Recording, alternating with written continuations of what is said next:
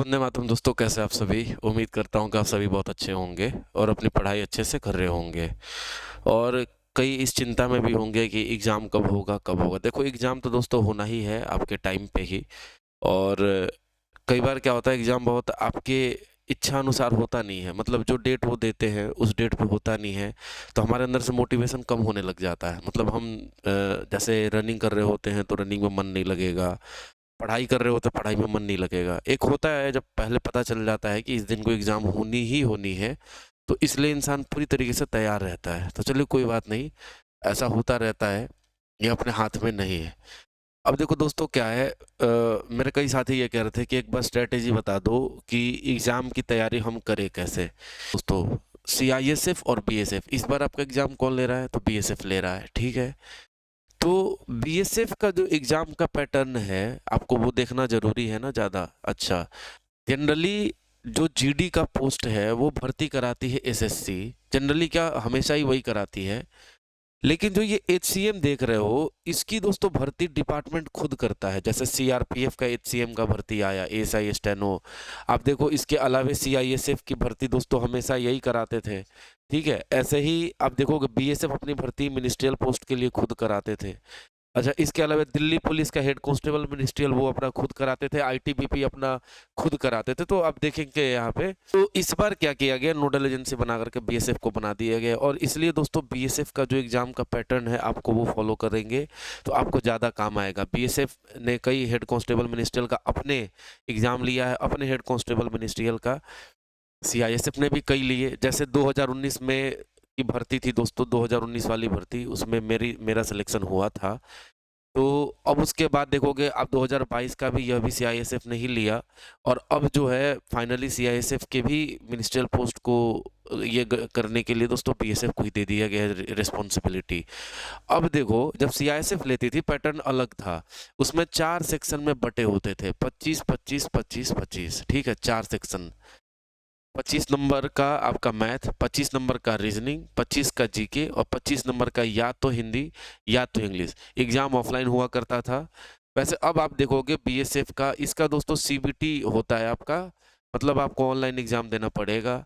और इसमें दोस्तों पैटर्न में थोड़ा चेंज है जो आपके लिए लाभदायक भी है, या यूं कहें कि सभी के लिए लाभदायक है।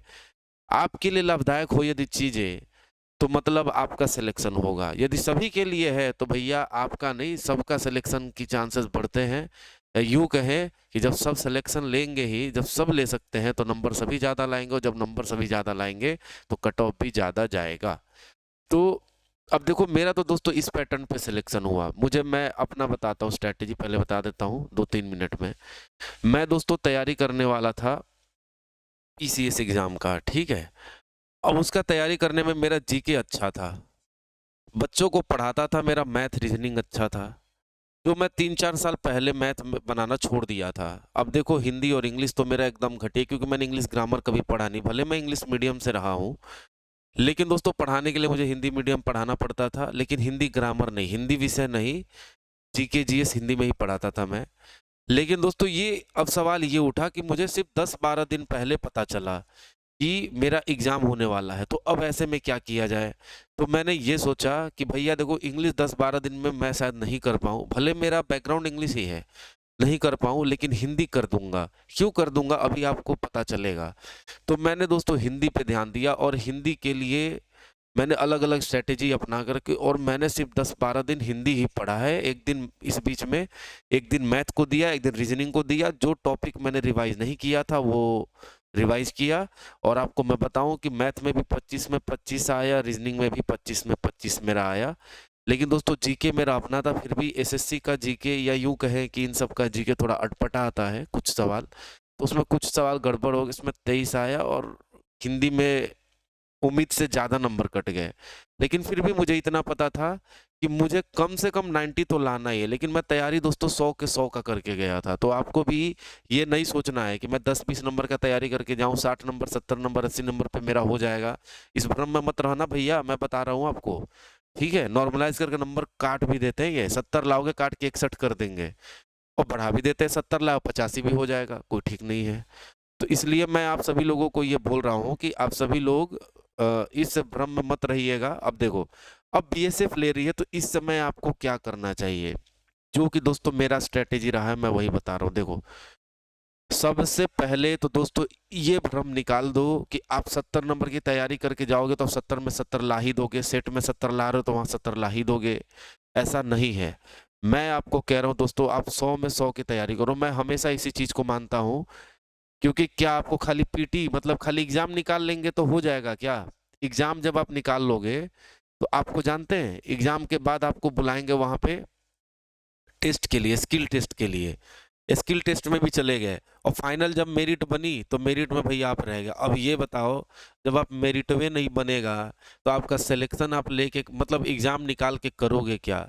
मैं यही सीधा अपने आप से सवाल करता था कि एग्जाम निकालने का क्या है। मेरे साथी कई सारे थे जो जान पहचान के थे, उन्होंने भी एग्जाम दिया था और उनका 80 समथिंग करके कट ऑफ गया था। वो सभी खुश कि मेरा तो हो ही जाएगा। वो गए बेचारे टाइपिंग में खूब मेहनत की, फाइनल सिलेक्शन में गए, कट ऑफ चला गया इसका दोस्तों 89 पॉइंट समथिंग।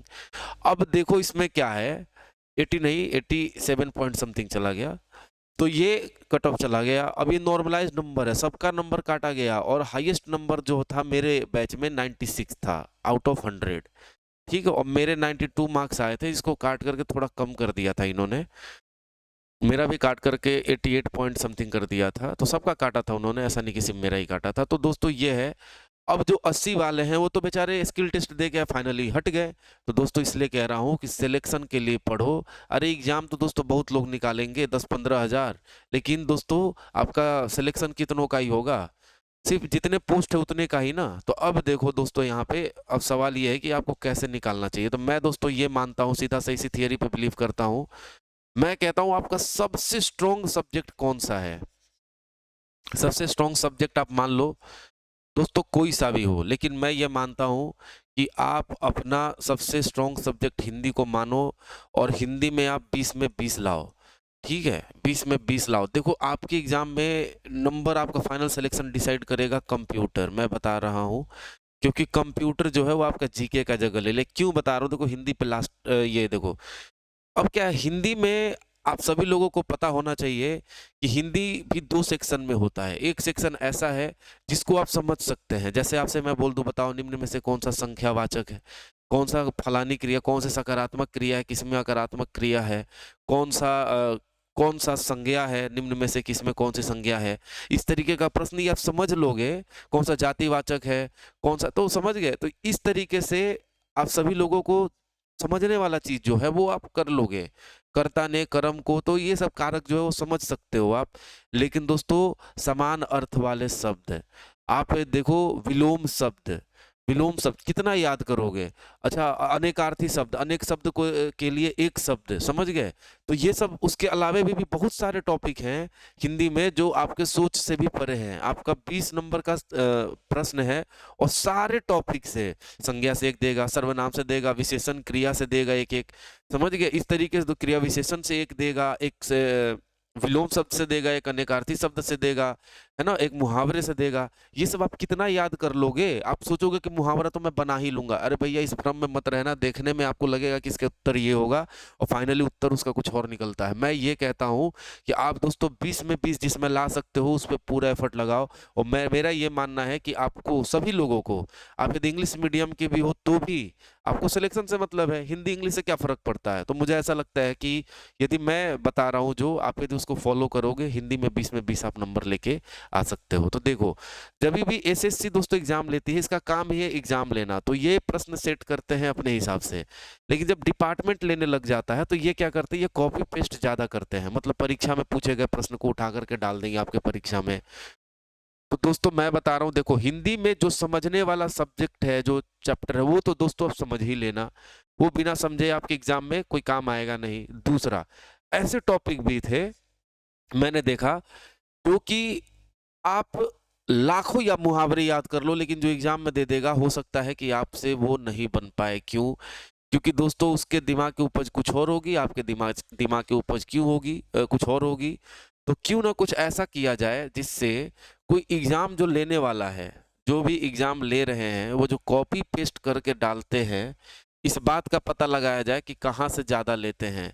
तो दोस्तों इस चीज़ का मैंने पता किया और मैं आपको बता रहा हूँ कि मैं जहाँ से मतलब दो किताब लगता है, 2 या 3 किताब मैंने हिंदी का लाया था और उसको मैं पूरा ही रट गया। उसके जितने भी प्रीवियस ईयर के पूछे गए ऑब्जेक्टिव थे पूरे रट गए। अब आप सोचोगे कि सर मिनिस्ट्रियल में पूछे गए हिंदी पढ़ लेंगे, एसएससी में पूछे गए हिंदी रट लेंगे तो हो जाएगा? बिल्कुल होगा, कुछ हद तक होगा, पूरा नहीं होगा। क्योंकि उसमें भी जो एग्जाम में एसएससी में भी गया है वो किस जगह से उठा के डाला है वो भी मुझे पता है। तो जब उसी का पता चल जाएगा तो क्या करेंगे? तो मैं बताऊंगा आपको, आप बने रहिए। तो देखो दोस्तों, इसमें क्या है कि कुछ इसके लिए आपको दोस्तों, मैंने वो जो 2 या 3 किताब मैंने जो फॉलो किया था उसमें के सारे पीडीएफ का मैंने सारे क्वेश्चन जो है ऑब्जेक्टिव मैंने एक जगह निकाल लिया है।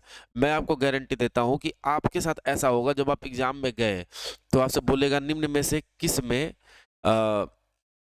में जातिवाचक संज्ञा है।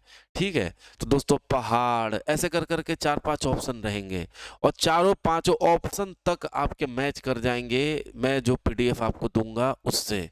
ये बात याद रखना। और मेरे साथ ऐसा हुआ है, मैं हिंदी को लेकर के गया एग्जाम में और दोस्तों वहां पर ऐसा हुआ। लेकिन क्या है कि मैं बेचैनी में, क्योंकि मैं मैथ रीजनिंग लंबे टाइम से बनाया नहीं था, मेरे पास हिंदी बनाने के लिए महज 25 सवाल के मेरे पास लगता है 5 मिनट भी नहीं बाकी था। तो उसमें मैंने जल्दी जल्दी में गड़बड़ कुछ कर दी जिस वजह से नंबर कट गया मेरे पे मत जाओ, क्योंकि वो सारा का सारा सवाल उसमें था और 4-5 मिनट में 20 सवाल यदि आप कर रहे हो तो उसमें गलती होने के चांसेस बहुत ज़्यादा हैं। प्रेशर में था मैं, तो ये है, तो उसमें मत जाओ दोस्तों। यह पीडीएफ जो है मैं आपको देख सकते हो, ये पीडीएफ है। और देखो ये पीडीएफ दोस्तों है, देखो ये बहुत है, लगभग 96-97 पन्ने का है। अब आप सोचोगे 96-97 पन्ना हम करेंगे, हम पागल उगल हैं, इतना में हमारा सिलेक्शन करना होगा तो इतना पन्ना हम इस पे पढ़ेंगे? तो भैया इस भ्रम में है तो आप जा सकते हैं। आपको ऐसा लगे कि हम पागल उगल हैं, हम इतना टाइम देंगे इसमें, इतना टाइम देंगे 20 नंबर के लिए, तो भैया मैं बताऊं, देखो एग्जाम निकालना आसान है, आपको मेरिट बनाने के लिए जो बनाते हैं ना, आप मत करिए, कोई और कर लेगा। लेकिन अफसोस की बात यह है कि जब आप नहीं करेंगे, जो अगला करेगा तो सिलेक्शन उसी का होगा, आपका नहीं होगा। ये बात हमेशा याद रखिएगा। ये आप सोचते हैं कि हम कोई शॉर्टकट बता दे, ब्रह्मास्त्र बता दे, वीडियो सर्च करते रहते यूट्यूब पे कि आपका सिलेक्शन हो जाए चुटकी बजा के, ऐसे नहीं होता है। ठीक है, फाइनल सिलेक्शन के लिए मेहनत लगता है। तो ये दोस्तों वो पीडीएफ आप चाहे तो डाउनलोड कर सकते हैं, ब्राइट पब्लिकेशन का ऐप है, आप वहाँ से जा कर के इसको डाउनलोड कर सकते हैं। पेड है, बहुत ज़्यादा प्राइस नहीं है। लेकिन क्या है कि दोस्तों उसको बनवाने में खर्च होता है। मैंने भी यदि उसको इकट्ठा कराया है आप लोगों के लिए तो उसमें खर्च हुआ है, तो वो तो कम से कम निकल जाए। चलो दोस्तों अब आगे देखते हैं। अब देखो रीजनिंग और क्लरिकल एप्टीट्यूड, दोस्तों यह भी 20 नंबर और यह भी 20 नंबर। अब देखो आपको क्या लगता है कि ये जो रीजनिंग और क्लरिकल एप्टीट्यूड अलग अलग है? मैं तो दोस्तों इन दोनों को सेम ही मानता हूँ। सेम तरीके का सवाल देते हैं सभी। मैं आपको ये कहता हूँ दोनों 40 नंबर का है, 40 में 40 की तैयारी करो। रीजनिंग तो सब लेके आ सकते हैं, हाँ ये भी है। अब कई है रीजनिंग इस कॉन्फिडेंस में चले जाते हैं, रीजनिंग हम तो बना ही लेंगे, रीजनिंग तो हम पूरा सही कर ही लेंगे। अरे भाई, जैसे मैं था 25 में 25 सही करने के लिए मैं भले एक दिन ही टाइम दिया था, लेकिन मुझे पता था समय पर्याप्त मिलेगा मुझे और मैं बना सकता हूँ। इतना कॉन्फिडेंस था और बना भी। आपको मैं ये कह रहा हूँ कि ऐसा नहीं कि बहुत हार्ड सवाल देता है आपको बीएसएफ, ठीक है, बहुत नॉर्मल देता है। सीआरपीएफ का थोड़ा सवाल ठीक होता है, मिनिस्ट्रियल वाला, लेकिन दोस्तों बीएसएफ का एग्जाम बहुत टफ नहीं होता है, इसका स्किल टेस्ट भी आसान होता है। देखो ये मैं आपको बता रहा हूँ, ये जो आप देख रहे हो ना, यहाँ 20 में 20 लाना रीजनिंग और 20 में 20 लाना क्लरिकल एप्टीट्यूड, क्योंकि ये दोनों रीजनिंग ही है। चलो 20 में 20 नहीं लाए तो दोनों मिला करके दोस्तों 38 तो ले आना, 36 तो ले आना है, इतना तो आ ही जाएगा काट छांट के गलत सलत।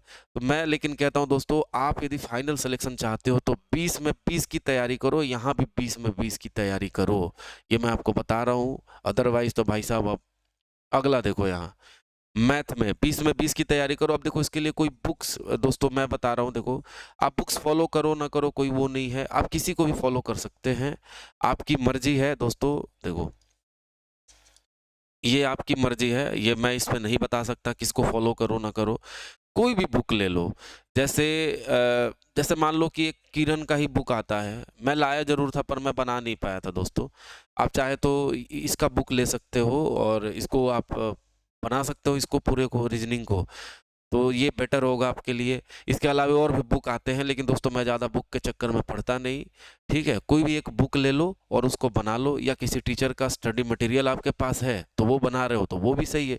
कुछ भी बना रहे हो ना तो बनाइए, क्योंकि सिलेक्शन वही कराएगा। ठीक है, ऐसा कोई ज़रूरी नहीं है कि फलाना का बनाएंगे तभी आपका होगा। लेकिन आप, किरण एक फेमस किताब है और ट्रस्टेड किताब है, आप चाहे तो बना सकते हैं। अब देखो दोस्तों मैथ, अब जो हिंदी मीडियम वाले उसके लिए तो दोस्तों मैं बता रहा हूँ, आप जो है ऋचा अग्रवाल का किताब जो है, ऋचा अग्रवाल का किताब एक आता है मैथमेटिक्स अरिहंत पब्लिकेशन का। दोस्तों यह मेरे पास है। देखो इस किताब की खास बात यह है कि लगभग लगता है 16 या 17 का एडिशन है। इस किताब की खास बात यह है कि यह आपके हर टॉपिक को कवर कर देता है, मैथमेटिक्स के हर टॉपिक को कवर कर देता है। ऐसा नहीं है कि खाली एसएससी वाला जो है, नहीं, आपका एनसीईआरटी का भी है ना, एनसीईआरटी यह भी कवर कर लेता है। एनसीईआरटी के भी प्रश्न है ना, जो जैसे arithmetic progression, AP, GP, HP, है ना, तो ये सब जितने भी प्रश्न है ये सब भी आ जाते हैं। कोऑर्डिनेट ज्योमेट्री, निर्देशांक ज्यामिति जिसको कहते हैं, surface area and volume, probability, ये हर टॉपिक को कवर कर लेता है। और सबसे खास बात ये है कि इसमें आपको ज़्यादा मेहनत नहीं कराएगा। मतलब क्या है कि बहुत हार्ड हार्ड सवाल नहीं है, बहुत ही नॉर्मल सामान्य से प्रश्न है। और मैं आपको पक्का बताता हूँ, आपके एग्जाम में हार्ड सवाल आता ही नहीं है, नॉर्मल सवाल आता है या इजी सवाल आता है। ठीक है, बस इतना ही है, इससे ज़्यादा नहीं है। वही आप देख लो यहाँ पे दोस्तों, कंप्यूटर है।